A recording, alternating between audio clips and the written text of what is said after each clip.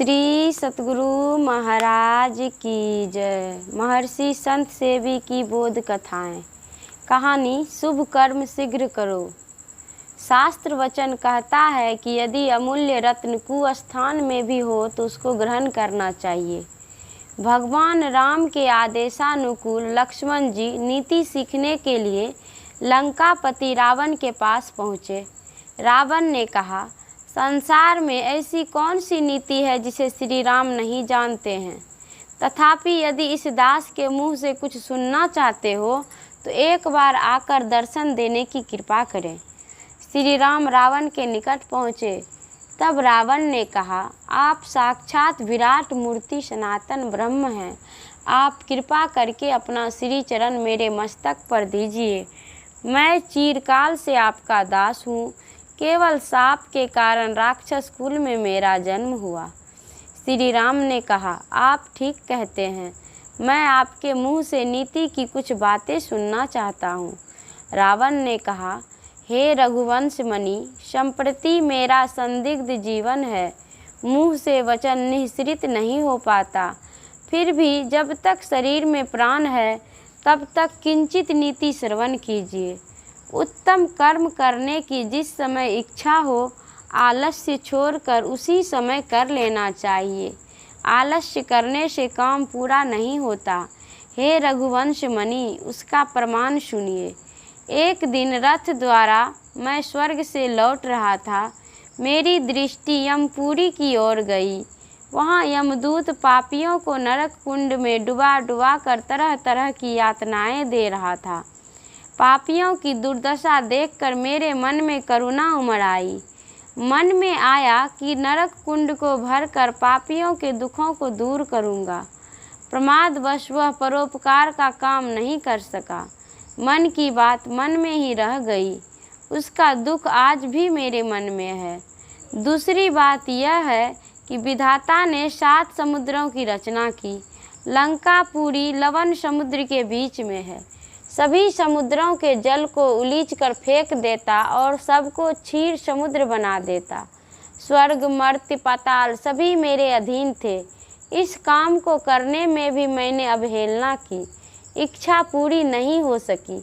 इसीलिए हे रघुवंश मणि, जिस शुभ कर्म करने की जब इच्छा हो उसको तत्क्षण कर लेना चाहिए।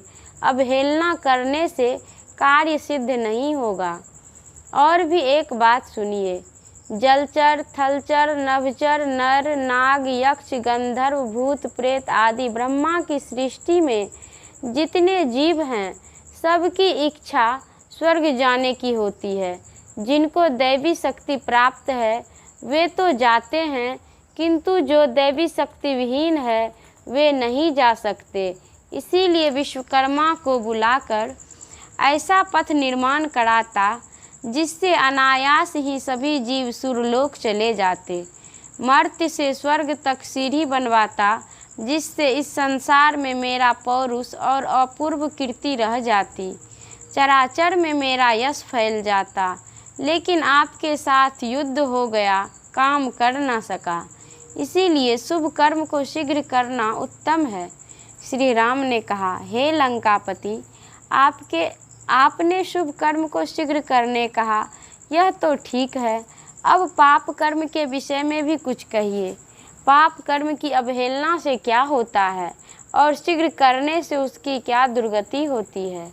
रावण ने कहा, हे रघुवंश मणि, सुनिए। मैंने जीवन में बहुत से पाप किए हैं।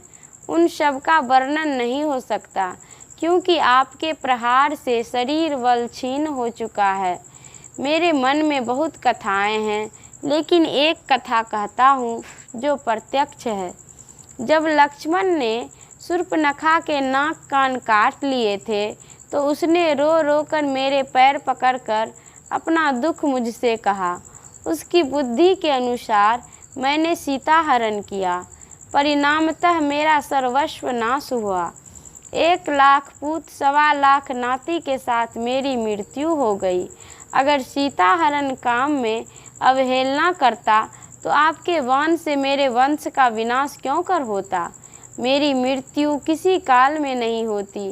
इसी प्रकार नीति वाक्य कहते कहते उनकी जिह्वा जड़ हो गई। श्री राम के देखते देखते रावण के प्राण पखेरु उड़ गए। संत जन कहते हैं, भगवत भजन और शुभ कर्मों में टालाटूली मत करो। श्री सतगुरु महाराज की जय। यह प्रवचन शांति संदेश पत्रिका में दिसंबर 2000 ईस्वी को प्रकाशित हुआ था। श्री सतगुरु महाराज की जय।